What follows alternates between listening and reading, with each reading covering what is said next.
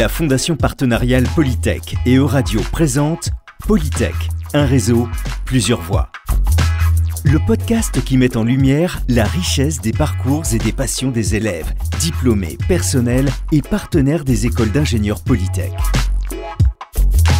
À travers de courts épisodes, nous leur donnons la parole pour comprendre leur vécu, leur histoire et ce qui les anime au quotidien.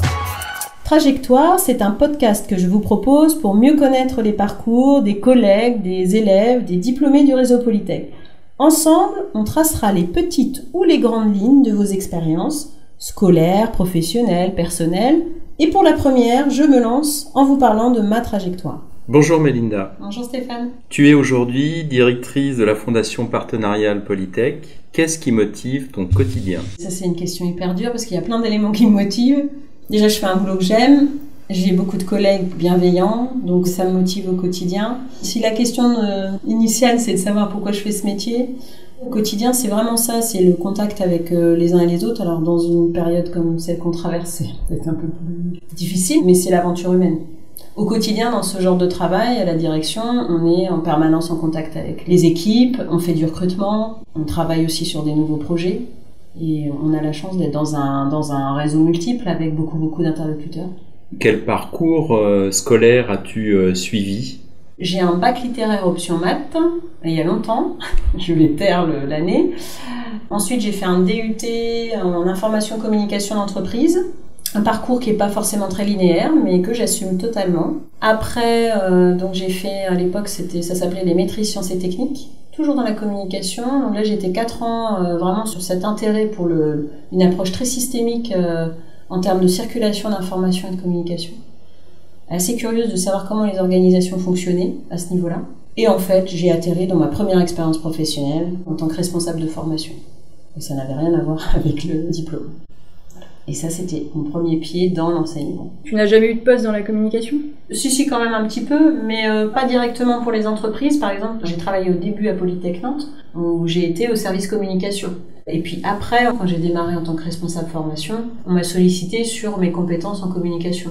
J'ai organisé des événements, réalisé des supports, j'ai fait énormément de communication dans la carrière, mais toujours en fonction un peu transverse. Tu as l'air d'avoir un parcours un peu atypique. Comment tu envisages ta vie professionnelle dans 10 ans ? Dans 10 ans, je sais pas où je serai, comment ça va se passer, il y a plein d'inconnus. Par contre, ce que je sais, c'est que, et ça c'est un bon repère, c'est que le travail que je fais aujourd'hui me plaît. Et je crois que ce qui, moi, me motive au quotidien, parce qu'on agit beaucoup quand même en faveur de la réussite et de l'accompagnement des carrières, en tout cas de l'accompagnement des parcours, vu quand même la responsabilité et la charge, si j'aimais pas ce que je fais, franchement, ça serait pas possible. Donc, dans 10 ans, certainement, je serai encore à mener des projets, à accompagner les écoles Polytech. Enfin voilà, il y aura certainement de belles opportunités. Et en parlant de projet, quel est celui qui t'a le plus marqué dans ta carrière ? Alors, le projet perso qui m'a le plus marqué, c'est quand j'ai décidé de partir. J'ai pas poursuivi mes 4 années après Polytech. On m'avait proposé de continuer, mais au bout de 4 ans à Polytech, j'étais contractuelle, j'ai arrêté. Parce que je suis partie à l'étranger. Donc ça, c'était un vrai projet personnel, de pouvoir tester l'international. Et après, le projet professionnel qui m'a le plus marqué, c'est Avosti. Ce projet qui était très long, on va dire, qui a démarré en 2012. Partant de l'étranger, au retour en France, j'avais continué à garder des contacts dans le réseau Polytech, mais je n'étais plus en fonction dans le réseau Polytech. Donc on m'a parlé de ce projet, de la coordination opérationnelle de ce projet, et c'était une opportunité aussi de revenir dans le réseau Polytech, et c'était un beau projet. Ça m'a beaucoup accompagné. Alors moi, je vais poser une question un peu plus personnelle. Ouais. Tu as écrit un livre en 2009 intitulé Le Puzzle. Donc c'est. Ouais. Est-ce qu'il y aura une suite ? Et qu'est-ce que t'apporte le travail d'écriture ? Oui, alors ça fait un super teasing pour la suite. Oui, il y en aura un deuxième qui est encore en écriture, mais ça, c'est une passion, l'écriture. Ça a toujours été une passion. En fait, le poste que j'occupe aujourd'hui, c'est un poste qui quand même reste très institutionnel, dans lequel il y a du management, c'est très très riche, parce que tous les jours on fait des choses différentes. Par contre, l'écriture, on peut aller où on veut, c'est-à-dire qu'il y a aussi cette idée il n'y a pas de frontières. Et en fait, c'est une vraie passion. J'aime beaucoup écrire, après, Oui, j'ai été dans ce projet d'écriture. Je savais pas que j'allais forcément publier, mais je suis quand même allée sur cette publication d'un bouquin. Par contre, comme c'est une passion, oui, je suis sur le 2e. J'ai envie d'aller au bout, parce que maintenant que j'ai goûté à cette logique de on édite, et puis c'est intéressant de rencontrer ses lecteurs. Ça, j'ai vraiment aimé.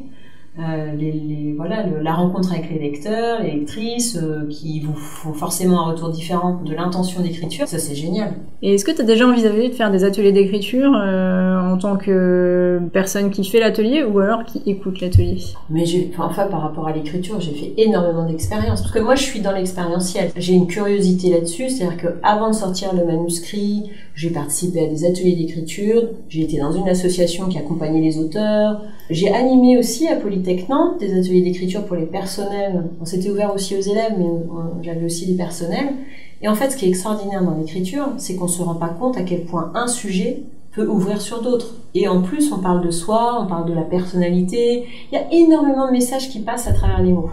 Et moi, ça, je trouve ça extraordinaire. Donc, quand j'anime des ateliers, je trouve qu'il y a d'abord une rencontre avec la personne qui écrit, et puis de la méthodo, parce que on va parler de l'écriture de nouvelles, on va parler de l'écriture de romans, enfin il y a plusieurs, après ça dépend du thème de l'atelier. Juste un petit éclairage, c'est que moi ce premier livre, je l'ai écrit sur mon quartier d'origine. Je suis issue d'un quartier populaire, j'ai grandi dans un quartier populaire qui m'a beaucoup apporté.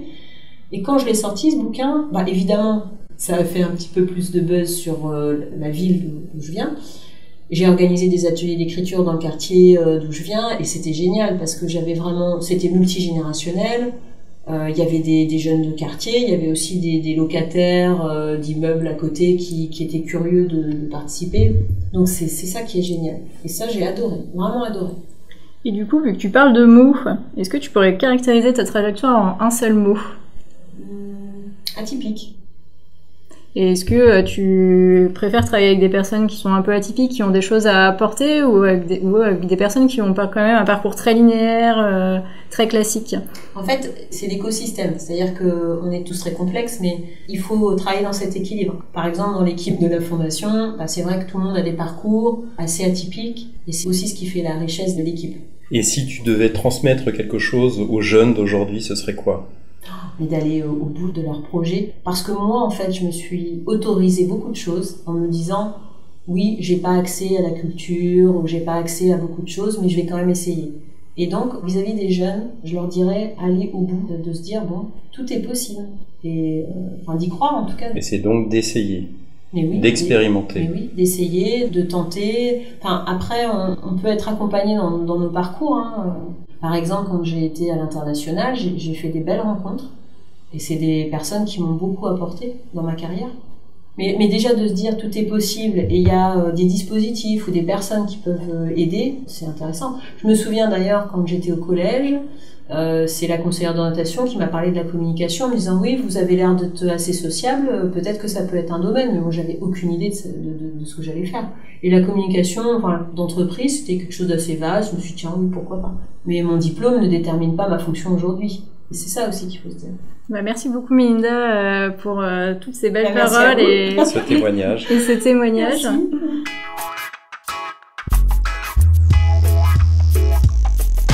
C'était Polytech, un réseau, plusieurs voix. Le podcast du réseau des écoles d'ingénieurs Polytech à retrouver sur vos plateformes de podcast préférées et sur euradio.fr.